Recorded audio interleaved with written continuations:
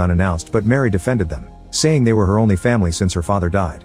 He apologized with a hug, but was creeped out again when he saw the shrine and the head inside it. Mary immediately closed the shrine doors and asked James not to think about it, distracting him with a kiss. In the present, James finds a medical report from Brookhaven Hospital that mentions an acute asthma attack and has Mary's name. At that moment he hears someone coughing and goes to investigate. In a bathroom, he finds a sick-looking Eddie puking in a toilet. Eddie wonders why James isn't ill like everyone else, so James explains he's looking for someone, which makes Eddie laugh.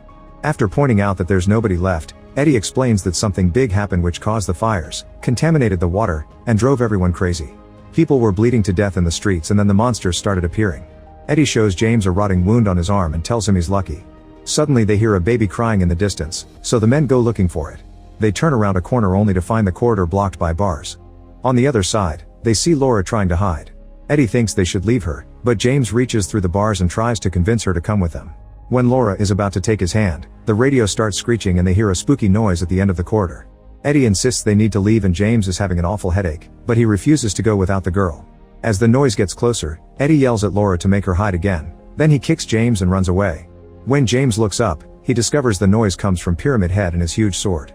Pyramid Head reaches through the bars and tries to grab James, who immediately starts running away. While Pyramid Head begins to headbutt the bars to break them, James finds a mannequin monster. It turns around to look at him only for the head to drop and roll on the floor. Its eyes look at James as the body transforms into a spider. James quickly runs again while the mannequin puts on its head and bugs come out of its mouth. After bursting through another door, James enters an apartment but finds all the windows sealed. He can hear the mannequin spider coming for him, so he hides inside a closet and spies on the monster through a crack in the wall. As the spider begins searching the apartment, Pyramid Head bursts in too. The spider immediately jumps on him, but Pyramid Head easily pushes it on the table and hits its limbs with his sword. Then he starts beating the spider up and James has to cover his mouth not to scream. Afterward, Pyramid Head opens the closet and takes a close look at James, who can see human eyes inside the helmet. Suddenly the town alarm starts wailing and both of them grab their heads as they yell in pain. Hours later, James wakes up alone in the closet.